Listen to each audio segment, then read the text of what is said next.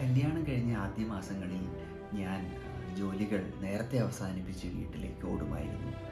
പടികളിൽ ആദ്യ പാദസ്പർശം ഏൽക്കുമ്പോഴേ മുകളിലെ വാതിലിൻ്റെ കൊളുത്തുകൾ വേർപെടാൻ തുടങ്ങിയിട്ടുണ്ടാവും. വളയിട്ട കൈകളുടെ സ്പർശനത്താൽ ഓടാമ്പലുകൾ വഴുതി മാറാൻ തുടങ്ങിയിട്ടുണ്ടാവും. തുറക്കുന്ന വാതിലിനൊപ്പം നെറ്റികൂട്ടി മുട്ടിക്കൽ ചടങ്ങ് അരങ്ങേറും.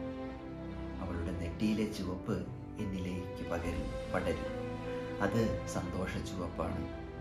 ഇവിടെ പ്രിയപ്പെട്ട ബാലൻ ഒരു സങ്കട ചുവപ്പിനെ പറ്റി പറയുന്നു. മൂല്യശ്രുതിയിൽ വന്ന തീണ്ടാരി എന്ന കവിത അമ്മയുടെയും പെങ്ങളുടെയും എസ്തറുടെയും പിന്നാമ്പുറം ചുവപ്പിറ്റിക്കുന്നവരുടെ കവിത. എസ്തറിലേക്ക് എത്തുമ്പോഴേക്ക് നമ്മൾ മുറിഞ്ഞു പോയിട്ടുണ്ടാവും.